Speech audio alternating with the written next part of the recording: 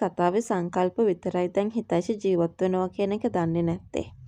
හැබැයි ඉතින් බාලි කියන විදියට සංකල්ප හිතයිෂට පමණයි තාමත් ආදරය කරන්නේ. එතකොට පුන්සරා එයා මොකක්ද? පුන්සාරට ආදරය කරන්නේ ගොඩාක් වෙලාවට සහෝදරියක් හැටියට පමණමයි.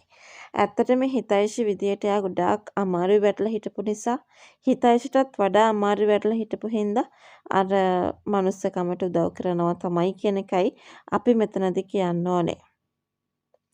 ඇත්තටම මායාවී කතාව දැන් තියෙන ඉතාම කුතුහලයෙන් පිරුණු තීරණාත්මක කඩඉමක. මම කියනවත් වගේම හැමෝම දැනගත්තත් තවමත් සංකල්ප විතරයි හිතර්ෂ ජීවතුන් අතර ඉන්නවා කියලා දන්නේ නැත්තේ. හැබැයි පොලිසියට ලැබුණු වීඩියෝ සාක්ෂිත් එක්ක දැන් මේ රහස වැඩි දවසක් හංගන් ඉන්න බැරි බව පැහැදිලි. ඉදිරි කොටස් වලින් අපිට බලාපොරොත්තු වෙන්න පුළුවන් ප්‍රධාන දේවල් කිහිපයක් ගැන අපි මේ වෙලාවේ කතා කරන්න සූදානම්. පොලිස් පරීක්ෂණ සහ නීතිමය මැදිහත් වීම.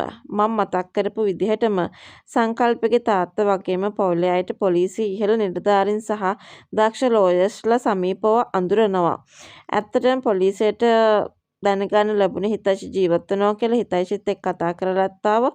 අනිත් එක්ක සංකල්පවත් වැරදි විදියට පොලිසියෙන් හිතලා තිබුණා. ඉතින් අන්න ඒ දේවල් වලට සංකල්පට හිරෙත් ඉන්න උනා. ඒ හින්දා ඉදිරියට සමාව ගැනීමක් පොලිසියෙන් අනිවාර්යෙන් සංකල්පගෙනුත් සිද්ධ වෙයි කියන බලාපොරොත්තු අපිට තබා ගන්න ඉඩ කඩක් තිබෙනවා කියලයි මම ඔයාලට කියන්නේ. ඉතින් ඉදිරියට මේ ගැන වීඩියෝ එකක් නැත්නම් ප්‍රවෘත්තියක් මගින් දැනගන්නවා වගේම හිතයිෂට ඇමතුමක් උනත් ගන්න පුළුවන්.